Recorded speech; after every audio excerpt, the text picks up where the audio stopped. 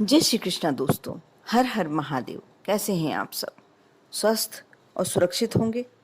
दोस्तों, होलिका दहन की रात को दीपावली, नवरात्रि और शिवरात्रि के समान ही महत्व दिया जाता है।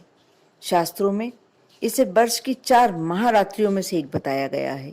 ये ऐसी रातें हैं जब आप अपने सोए हुए भाग्य को जगा सकते हैं। ऐसा कहा जाता है कि होली के दिन, जो होली की रात्रि होती है, होलिका दहन की रात्रि होती है, सभी योगिनियां अपने जगी हुई होती हैं और अपने अपने कार्य में रत होती हैं।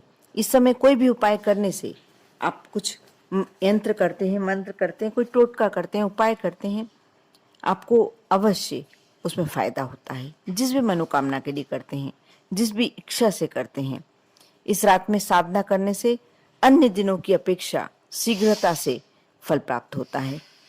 होलिका दहन की रात वैदिक विधि विधान के अनुसार कुछ उपाय किए जाएं तो रोग दूर हो जाते हैं। आर्थिक परेशानियों के साथ कई अन्य तरह की समस्याओं से छुटकारा मिल जाता है। होली की रात को आप होलिका दहन के दूसरे दिन सुबह जब ठंडी हो जाए तो ले आएं और घर के चारों ओर दरवाजे पर छिड़कें।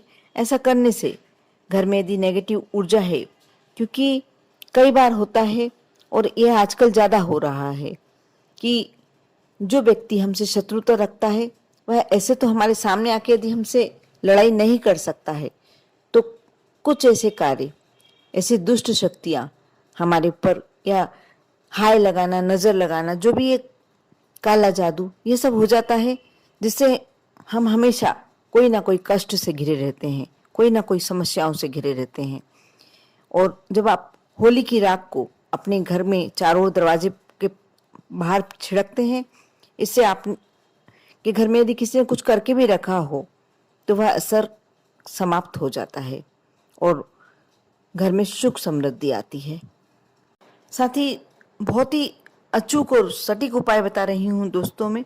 होलिका दहन की रात्रि में जब होलिका दहन शुरू हो जाए तो आप घर के सभी सदस्यों को सरसों का उपटन बनाएं और इसे पूरे शरीर पर अच्छे से मालिश करें। इससे जो भी मेल निकले उसे होलिका अग्नि में डाल दें।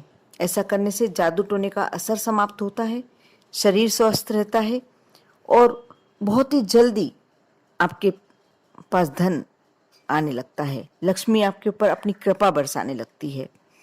यदि घर में किसी व्यक्ति को नज़र लग गई, ऐसा लग रहा है कि वो उसको नज़र लग चुकी है, या हमारे घर में बच्चे भी होते हैं, यदि बहुत ज़्यादा नज़र लगती हो तो गाय के गोबर में जौ, अलसी, कुछ मिलाकर छोटा सा उपला बना लें और इसे घर के मुख्य दरवाजे पर लटका दें। ऐसा करने से नज़र दोष, बुरी शक्तियाँ, टोने टोटके से घर और घर में रहने वाले लोग सभी सुरक्षित रहते हैं। शिव जी की कृपा कौन नहीं पाना चाहता? सभी पाना चाहते हैं। यदि शिव जी की कृपा आप भी पाना चाहते हैं तो बहुत ही अचूक उपाय है। इसे करने के बाद भोलेनाथ आप पर अपनी कृपा अवश्य बरसाएंगे। होलिका दहन के बाद जब अगली सुबह यानी धुरंडी के दिन होलिका अग्नि की राख को माथे पर लगाएं। इसे लगाने का सही तरीका ऐसा है जैसे बाईं ओर से दाईं ओर 3 रेखा खींचे। इसे त्रिपुंड कहते हैं।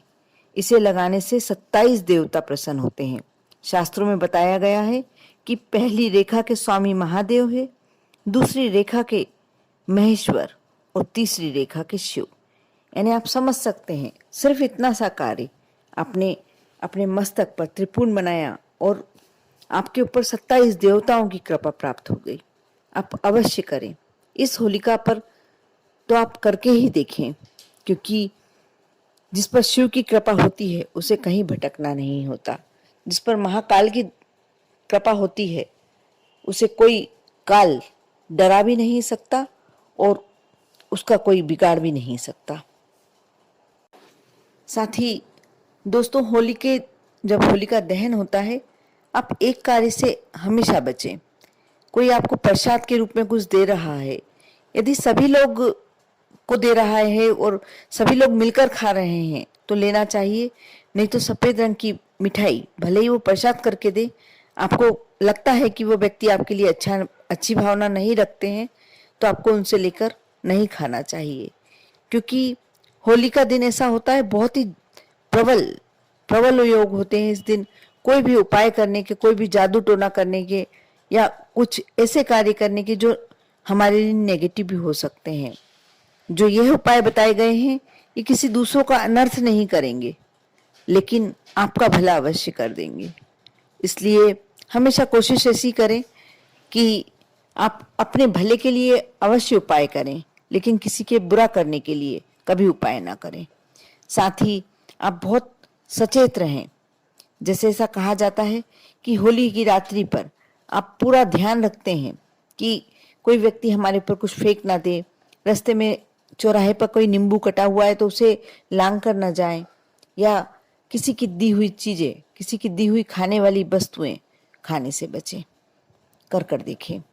बहुत ही छोटे छोटे उपाय हैं, लेकिन जब आप करते हैं तो करने के बाद आपको मालूम पड़ता है कि आपके लिए कितने फलदायक हैं। और श्रद्धा और विश्वास के साथ आप जो भी उपाय करते हैं तो होना तो आपका भला ही है। कोई कुछ गलत तो हो ही नहीं सकता।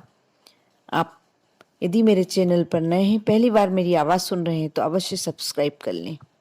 और लगता है कि किसी को आपको शेयर करना चाहिए, बहुत ही अच्छी बातें हैं, तो आप अवश्य बहुत सारे लोगों को शेयर कीजिए, क्योंकि अच्छी बातें शेयर करने से हमें दुआएं ही मिलती हैं। कर देखिए। आप सभी को होली की ढेर सारी शुभकामनाएं। ओम नमः शिवाय।